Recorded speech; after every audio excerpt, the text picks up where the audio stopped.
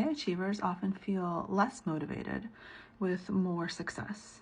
So motivation gets harder and harder the more you achieve, which is often a shock to a lot of people, but it makes a lot of sense from a brain science perspective. So the reason that motivation gets harder and harder is because the brain adjusts. So for a lot of high achievers, they have a very strong dopaminergic pull. They have this like urge to succeed, urge to do things. And the interesting thing is that the more you succeed, the more difficult this urge is to meet. And so essentially what happens is a sort of hedonic adaptation to success. So you achieve quite a bit, and essentially what you need is a higher and higher and higher dose of success. And these become way harder to come by, right? So the way that you can think about this is when you're kind of entry level in a corporation, it's easier to get those promotions, right? Like they're easier, they're well documented, you know how to get them, you know exactly what to do to get them, and oftentimes they come more closely together. So let's say like moving from a entry level developer to like an SD2 in a certain organization it's not as difficult as say moving from VP to SVP, right? That's a more difficult transition. So that's vice president to senior vice president. And oftentimes the higher you get up, the more ambiguous these transitions are. Like it's not well documented. You don't know exactly what you have to do them. And at the same time, you've just adapted. Like the change between these isn't as big as it was when you first started. And so oftentimes you just don't feel like doing these things anymore. Like you just don't want to do it anymore. Like all this motivation you had in the beginning of your career, sometimes it just feels like it's gone, or like you feel like, what's the point? And this is actually really normal. And you wonder like, where did it go? What happened to me?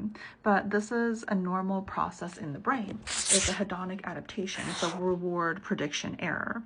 And if you don't understand what's actually happening to you in your mind, you can feel like something really scary is happening to you.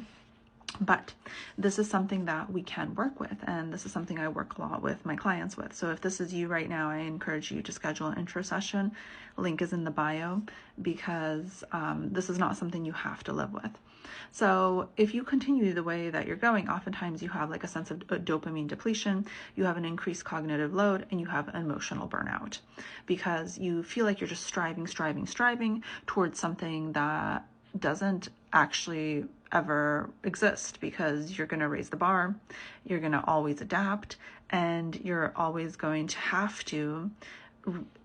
to search for a sense of satisfaction in doing something even more difficult, even more unprecedented. And that is an extremely frustrating way to live.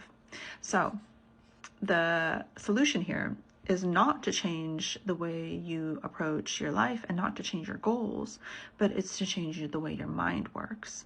And the point is to change your mind, not to change your position, not to change your title, not to change your environment. Because until you actually change your mind and the way you think, then you won't actually ever have a sense of satisfaction in chasing all of these goals.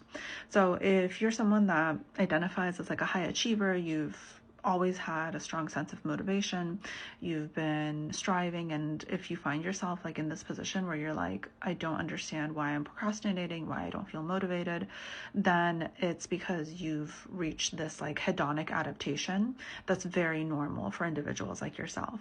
Nothing has gone wrong. It's very normal. It's just that you sort of need to focus on a new goal right now, and that's an internal goal.